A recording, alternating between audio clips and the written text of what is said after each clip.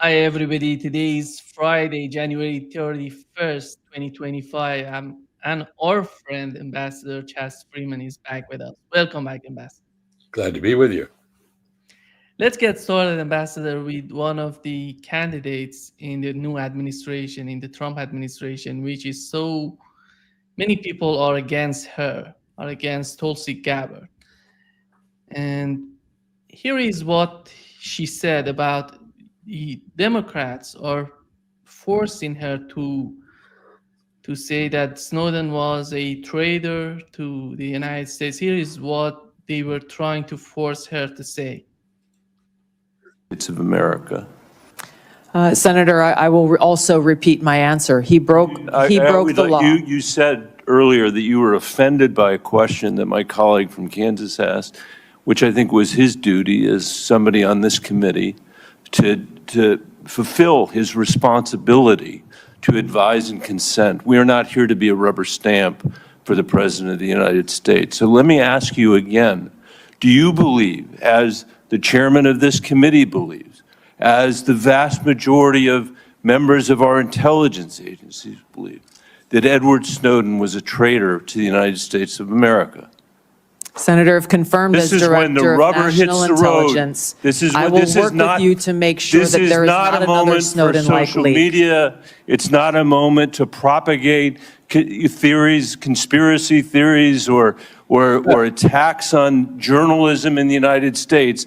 This is when you need to answer the questions of the people whose votes you're asking for to be confirmed as the Chief Intelligence Officer of this nation. As my colleague said, this is not about you. It's about the people that serve the intelligence agencies of the United States. Is Edward Snowden a traitor to the United States of America? That is not a hard question to answer when the stakes are this high.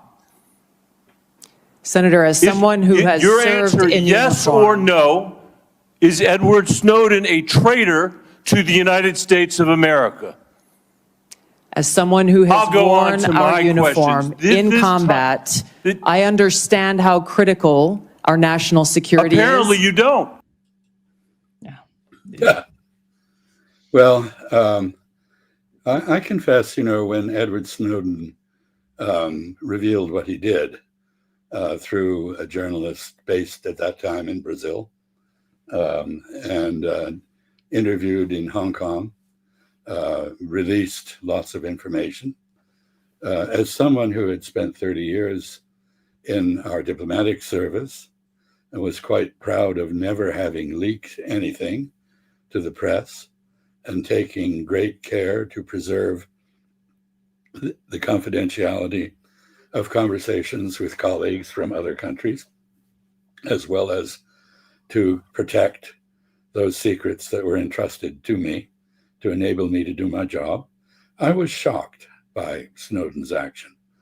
But as I began to think about it, I came to exactly the same conclusion that Miss Gabbard, Colonel Gabbard, did, namely that while he broke the law and his actions were shocking and quite unusual, he was a conscientious objector. In our history, I remember when I was a student in high school, reading the works of Thoreau, who objected to the war with Mexico and was accused of being a traitor for doing so. But he was right. That war was a fraud. It, of course, resulted in the American acquisition of a huge chunk of Mexican territory, but it was contrived. It was a setup by President Polk. And I admire Thoreau. I do not denounce him as a traitor. And I think Snowden, although he behaved improperly in terms of my own canon of behavior, did the American people and the world a great favor in revealing to us how far we had strayed from the constitutional rights of our citizens, our right to be free from search and seizure, from surveillance, our right to speak freely, he affirmed all these rights. So there is no yes or no answer on this question, the senator notwithstanding. The answer is complex. Mr. Snowden's sense of patriotism and morality overrode his obligations to retain the secrets that he was given. This was an act of conscience. I respect him for it. I do not think that he had any intention, by the way, of ending up in political asylum in Russia. This was a result of the pursuit of him by U.S. law enforcement and intelligence authorities, who basically drove him out of Hong Kong and did not allow him to transit Moscow to a safe location, which he intended to do. He ended up stuck in Moscow, but he has been very articulate in terms of explaining why he did what he did. So I think the senator's browbeating of Miss Gabbard really is a disgrace. It is posturing for political effect. It is not reasonable, and I dismiss it as an abuse of senatorial authority. The other point that they were asking Tulsi Gabbard, it was about the Middle East.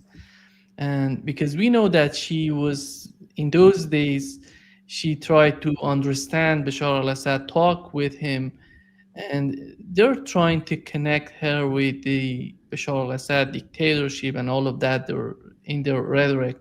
Here is what Tulsi Gabbard said about the Middle East. Too long, faulty, inadequate, or weaponized intelligence have led to costly failures and the undermining of our national security and God-given freedoms enshrined in the Constitution. The most obvious example of one of these failures is our invasion of Iraq based upon a total fabrication or complete failure of intelligence.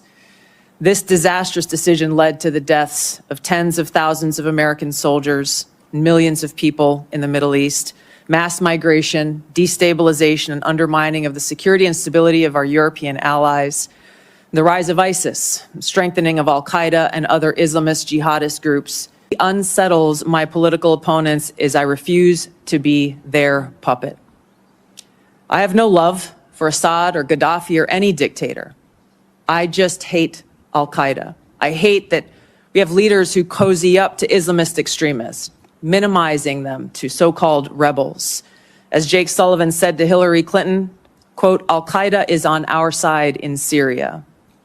Well, Syria is now controlled by an al-Qaeda offshoot, HTS, led by an Islamist jihadist who danced in the streets on 9/11 and who was responsible for the killing of many American service members. Yeah.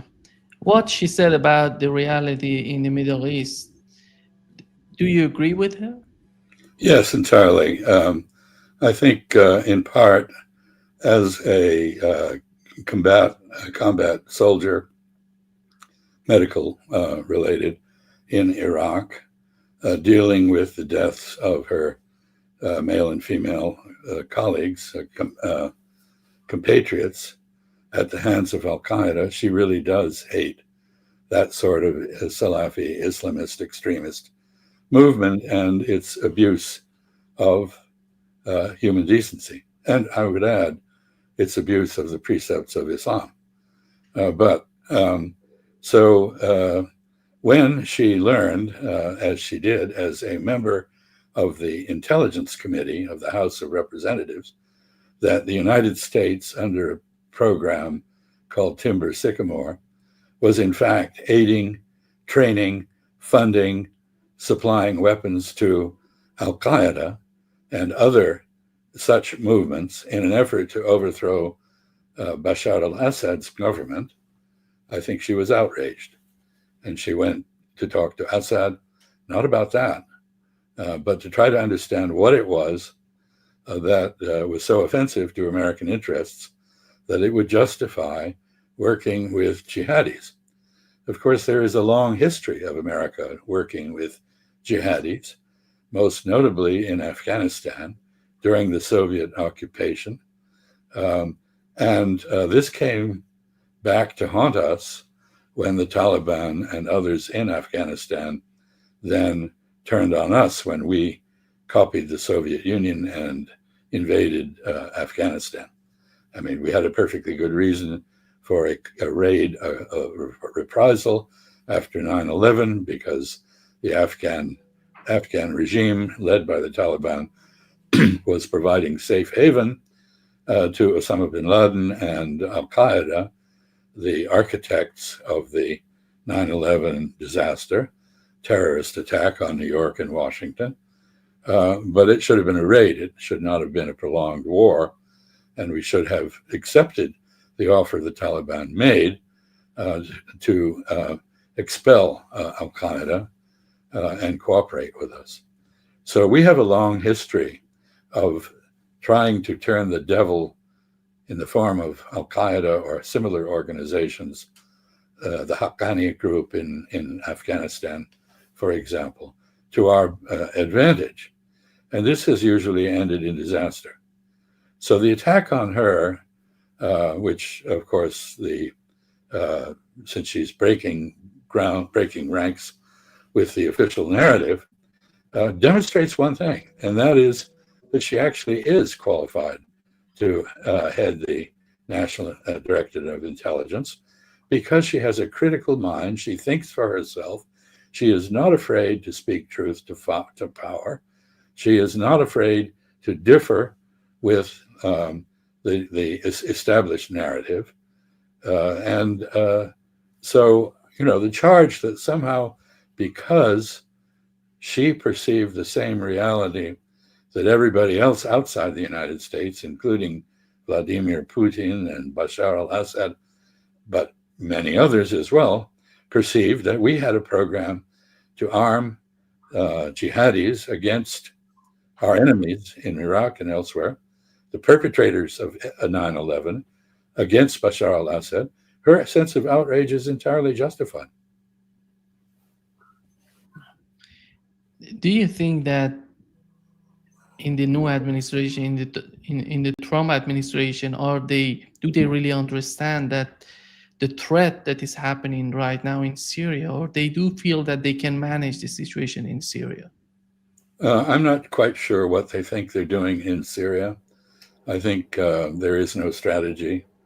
As we've discussed before, there are multiple actors in Syria. Of course, Al-Shara has now formally disbanded the various groups in the coalition of jihadis that he headed. He wears an Armani suit. He's very handsome. He's pitching himself to the West as an idealistic democratic person. He says there will be elections in about 4 years. He says there will be a constitution worked out. He looks very much, however, like a strongman, a traditional Arab dictator or a thug in power, a clever one. So I don't know what's going on between us and Mr. Al-Shara, because in part we are divided. On the one hand, we had the State Department putting a $10 million bounty on his head while he was being aided and trained by the CIA. So the left hand and the right hand did not apparently coordinate. We worked with the Turks, we worked with the Israelis, we worked with the British, we worked with the French to produce an effective Hayat Tahrir al-Sham, HTS, which was able to penetrate the hollowed out army of Bashar al-Assad and overthrow him. But the Turks have their own objectives. They may or may not coincide with Mr. al-Shara's.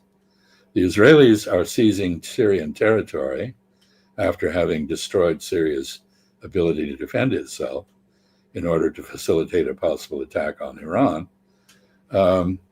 The inside Syria, it is not at all clear that the Kurds are willing to come under the umbrella of Mr. al-Shara. Iran has been expelled from Syria, but retains an essential influence there.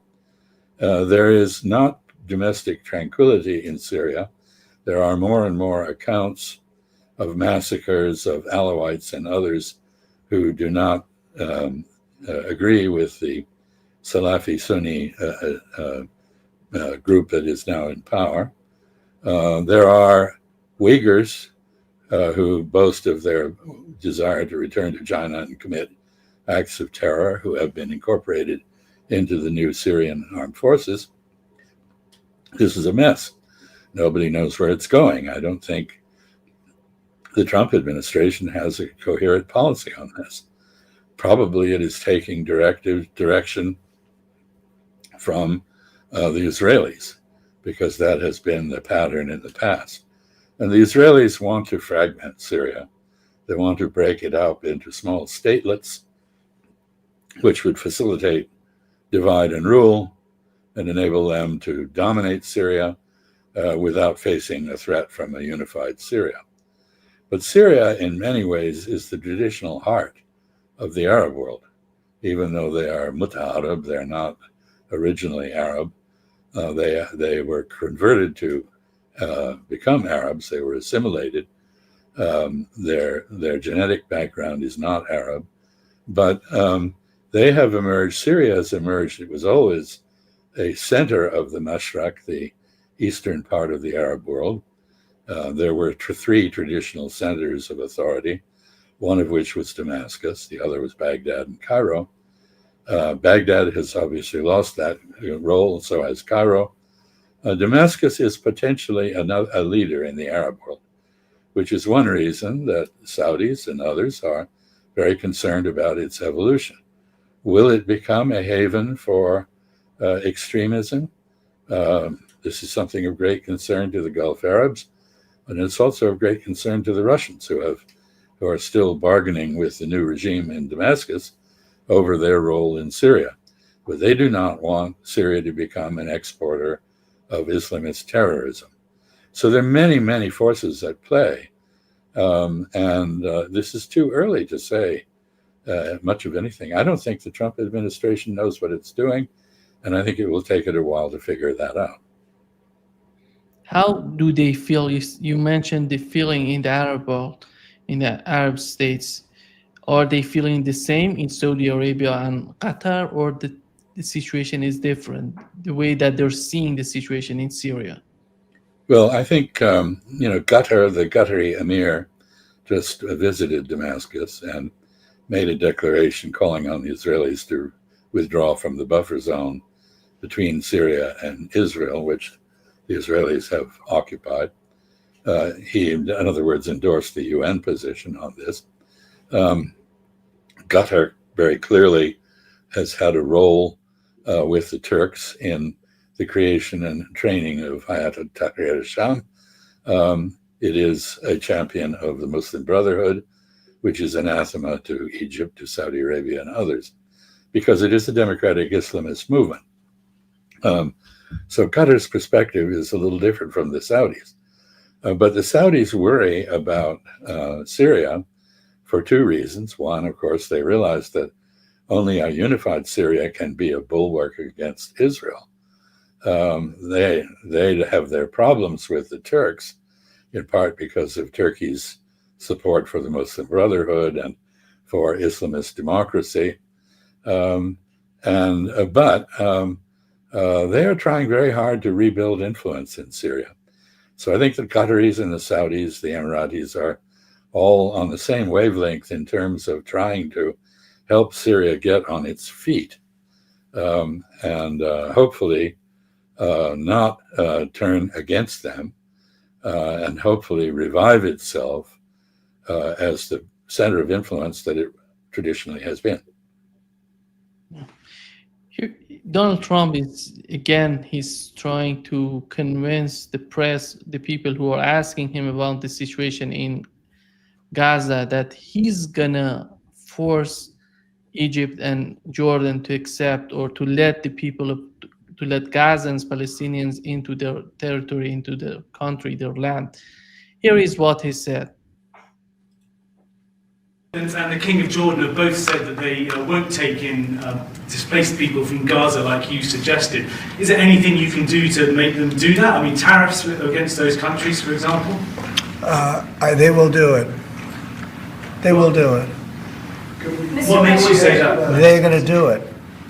Okay? We do a lot for them, and they're going to do it. Mr. President, you've offered.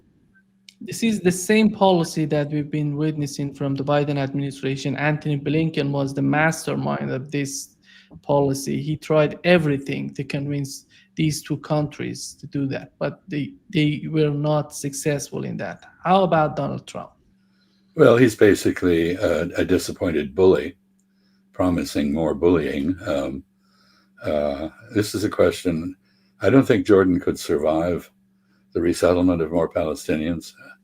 That would result in the transformation of Jordan into something quite different from what it has been.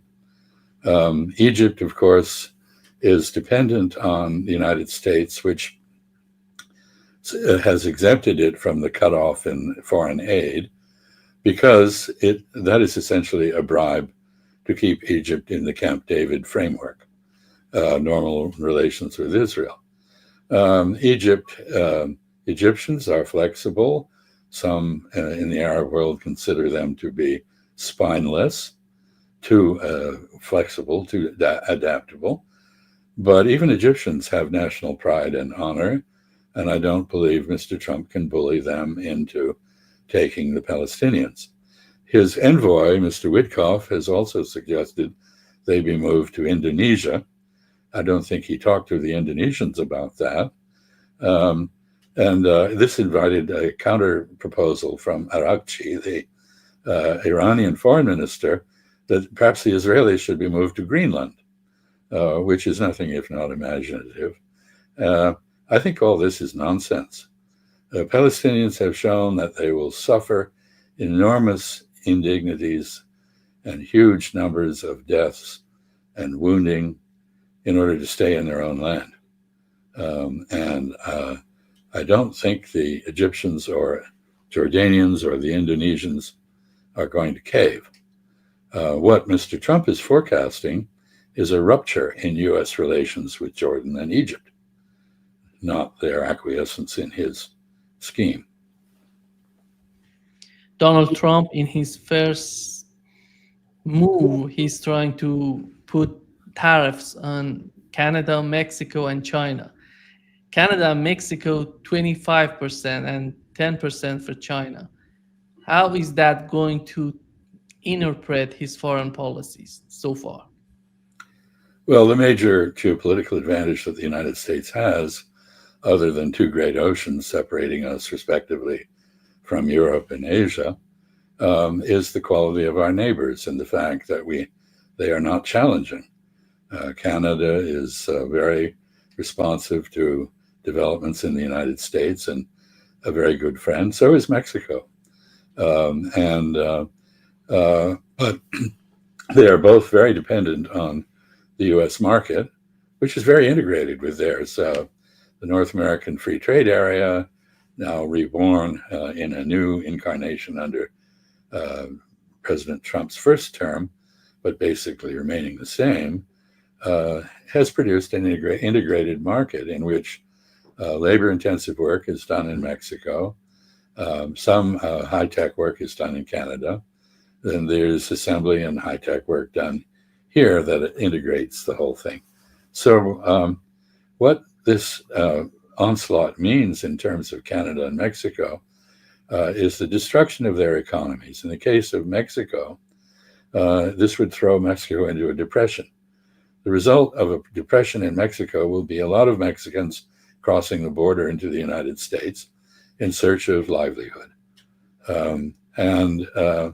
The result of that, plus the outrageous demand to take back the Panama Canal, will be, I think, to unite much of Latin America against the United States.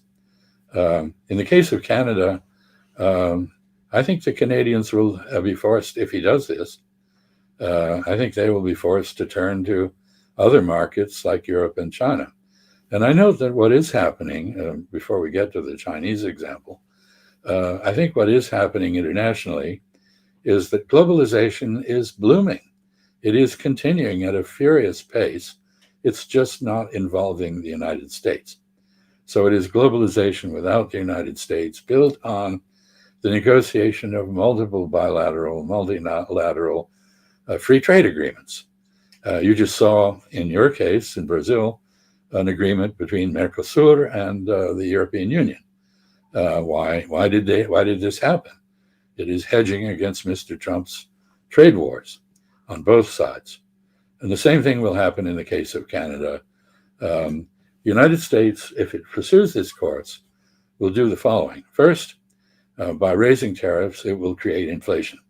So instead of lowering prices, as Mr. Trump promised he would in the campaign, it will raise prices for consumers.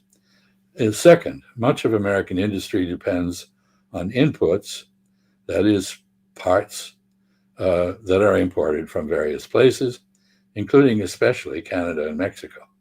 This will deindustrialize the United States. It will cause a breakdown in the production process, and industrial jobs, instead of increasing, will be lost.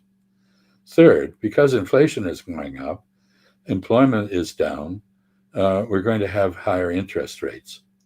Government borrowing will become more expensive.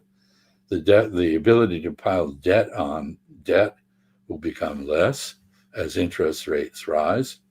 The dollar will go up, which will make U.S. exports less competitive and cut them back, even as imports to the United States become more expensive and cause inflation.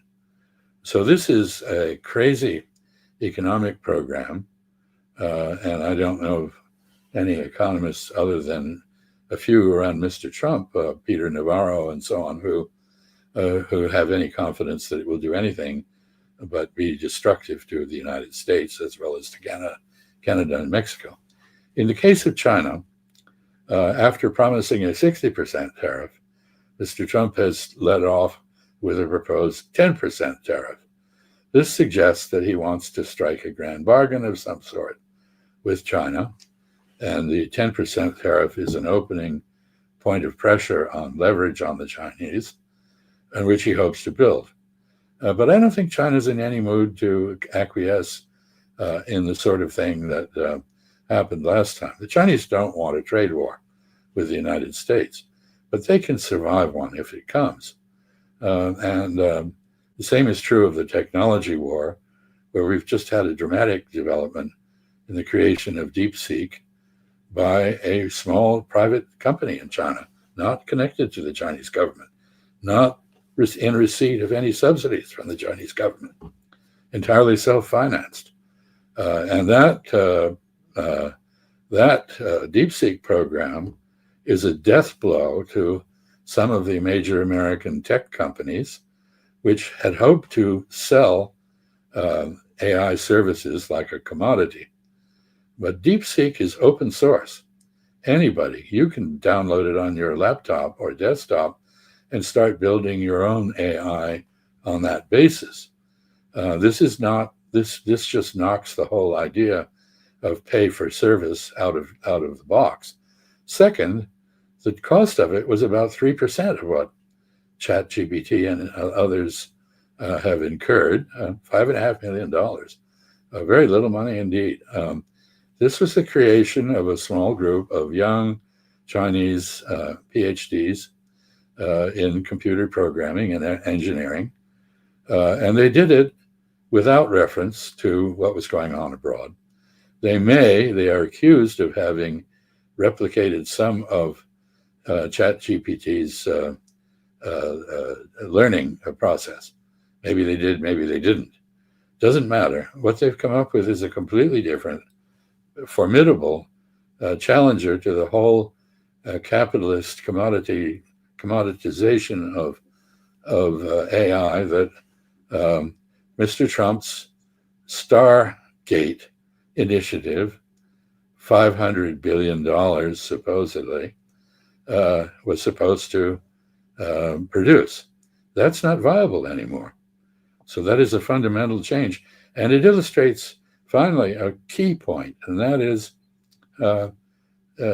science, technology, whether it's engineering technology or other forms of technology, science develops through a collaborative process.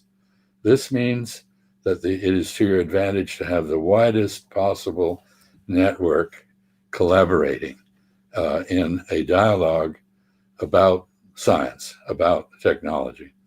You cannot afford, the United States or Brazil or no one else can afford to write off China as a source of engineering and scientific talent. It has over 1/4 of the world's scientists, technologists, engineers, and mathematicians. And we've just seen, in the case of DeepSeek, that they are capable of remarkable feats of innovation. The answer to our prosperity is not to isolate ourselves from them, which is what we have been doing, but to re-engage. And we'll see whether Mr. Trump is able to conceive of that. It seems that the situation in Taiwan is a big problem for the foreign policy of the United States. In the Biden administration, they were trying to support Taiwan, sending more troops, weapons to Taiwan. Even Biden said that he's gonna fight China in Taiwan.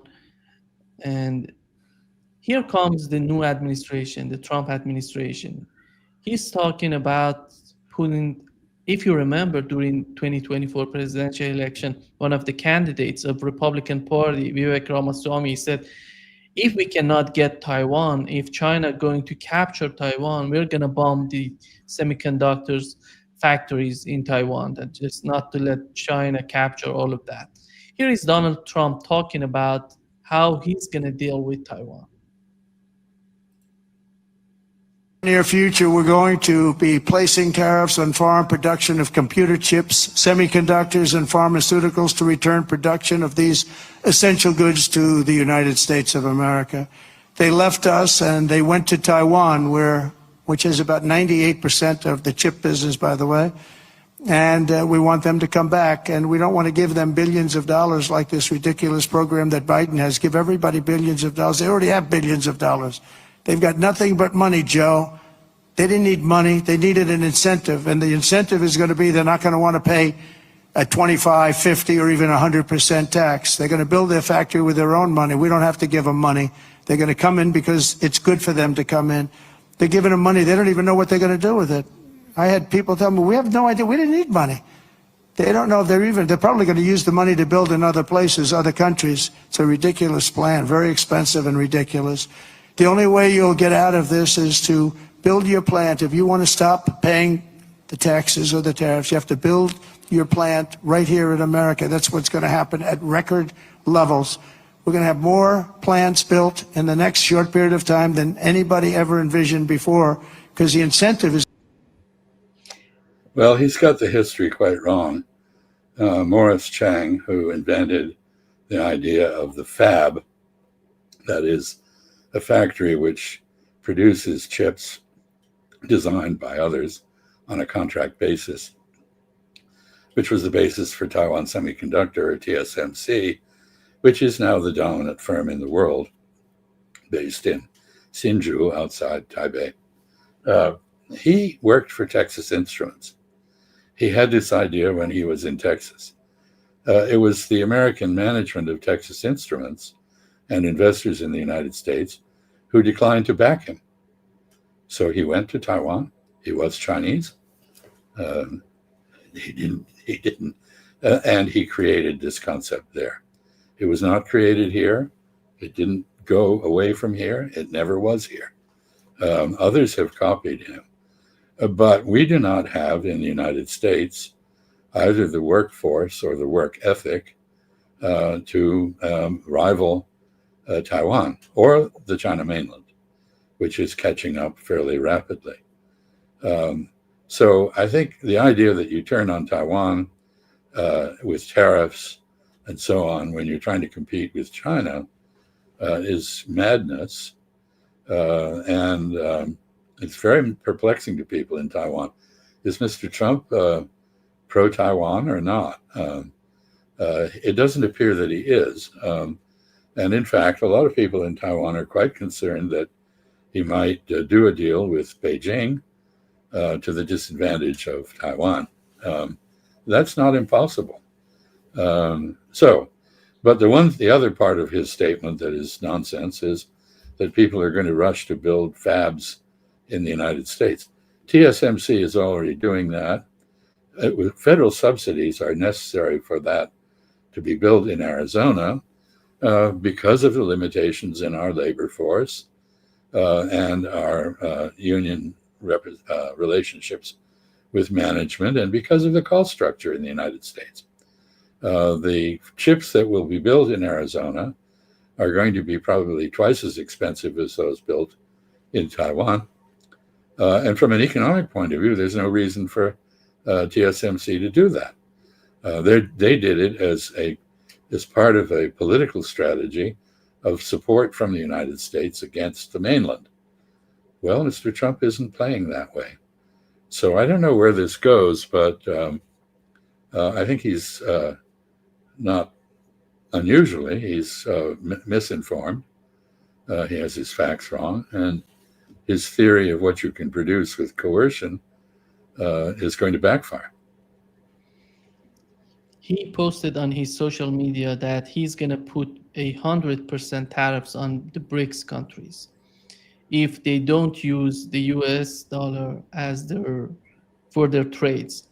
And here comes the question. If you threaten your allies in Europe and Canada, Mexico, you put tremendous sanctions on Russia for this continuous war in Ukraine.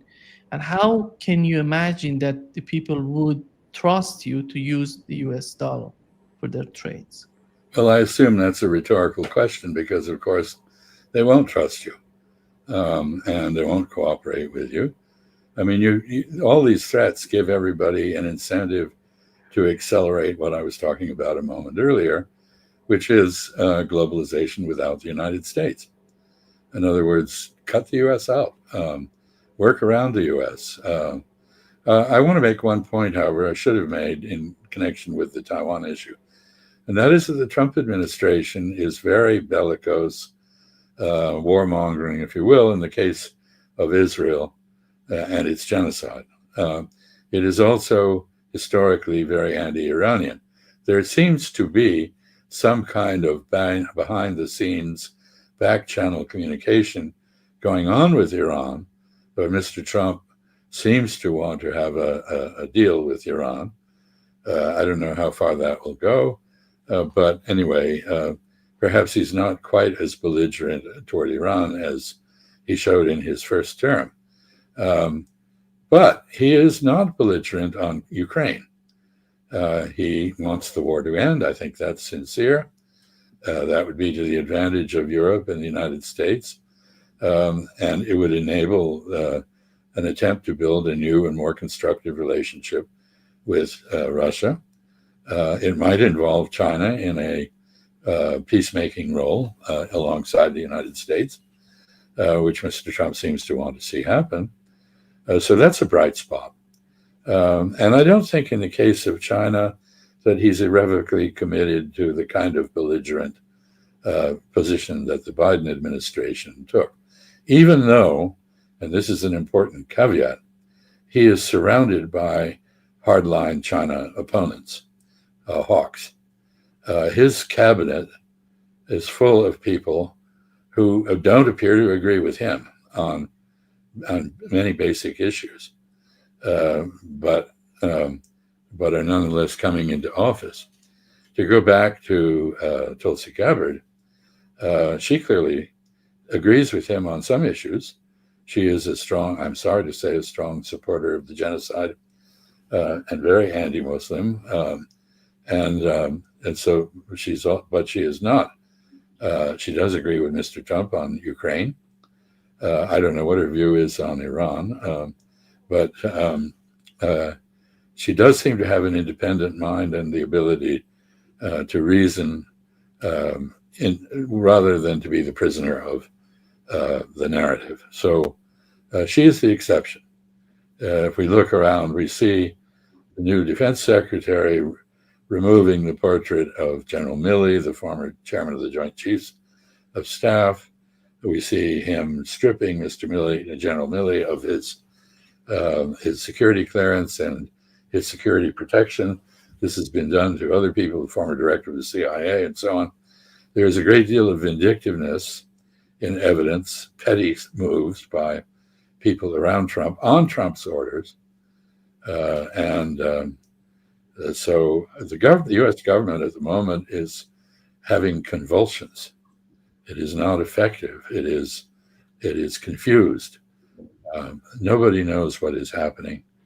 And we get examples like the fatal crash at Reagan National Airport the other night when a military helicopter, a Black Hawk with 3 people aboard, crashed into or was struck by an American Airlines, not a Brazilian aircraft, by the way, a Canadian one, with 64 people aboard. Everybody died. Mr. Trump's immediate reaction, instead of saying, gee, my heart is with the people who lost their lives and their relatives and so forth, said, well, this is the product of DEI, meaning an effort to create diversity in our workforce. As it happens, that's total nonsense. It turns out that the air traffic controllers at National Airport, there should be 30 of them, there are 19 at the present time. The air traffic control tower was understaffed with one person trying to handle helicopters, which are on one frequency, and at the same time handle aircraft, which are on a different frequency. And he was overworked. He or she was overworked. We don't know who this was. I hope we never find out, because I think it would be highly unfair to whoever that was. So we get Trump jumping to conclusions which are consistent with his ideology. This morning, I just finished this, I had a visit from a young lady who was employed by a local university here in Rhode Island, and she talked about the executive order that has suspended support for diversity in the schools.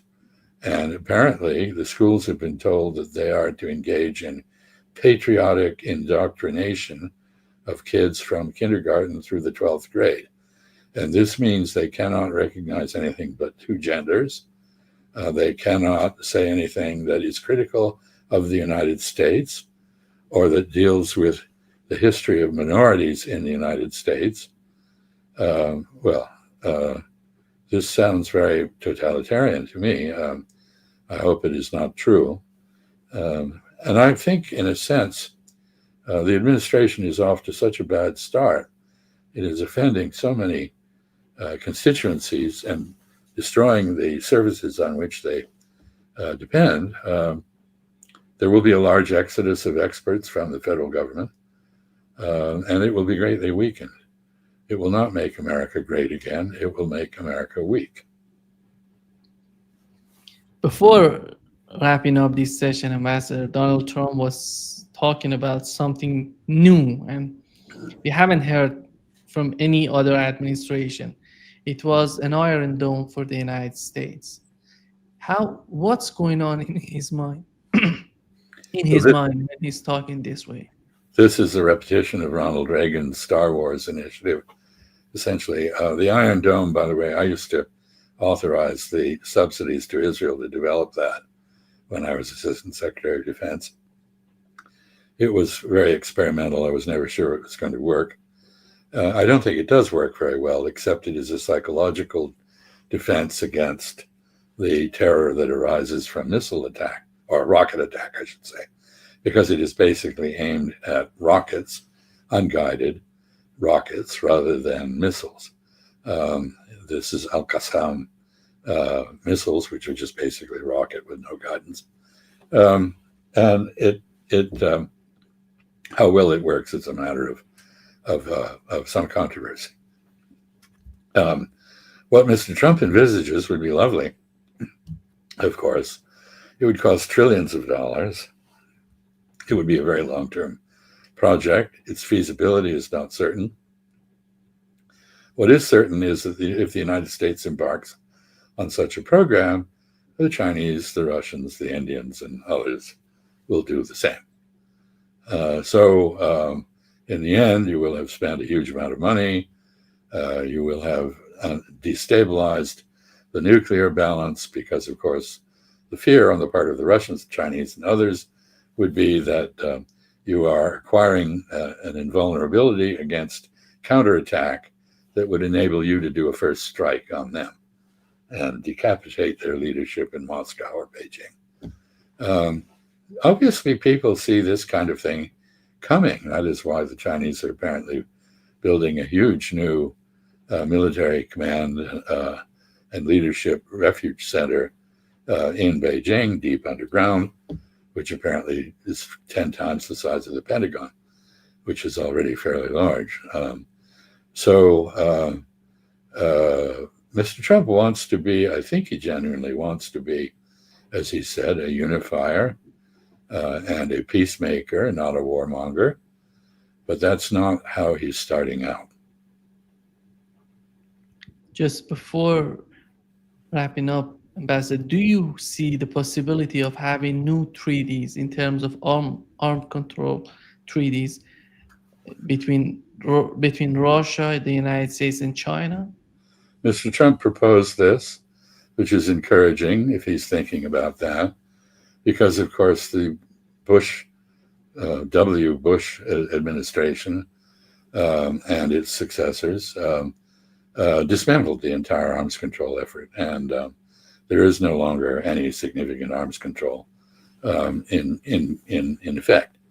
To bring China in was very difficult previously because the Chinese had an absolutely minimal deterrent, just enough to constitute what the French call a force de frappe, a counterstrike force, which would take a bite out of someone who attacked them, but not obliterate them. Now they seem to have gone for mutually assured destruction as a doctrine. The expectation is they will have some 1,500 warheads on missiles within a few years. And so they're building up. This makes it possible for the US and the Russians to build down. And we might be able to come to a three-party agreement in which everybody had a cap. And much of the arsenals that were created in the United States and the Soviet Union and now the Russian Federation would be reduced. China would be left with a higher level of nuclear weaponization, and we would all agree not to exceed the caps. That is conceivable. Does Mr. Trump have the diplomatic staff and talent to do that? We will see. Yeah. Thank you so much, Ambassador, for being with us today. Great pleasure, as always. My pleasure, too.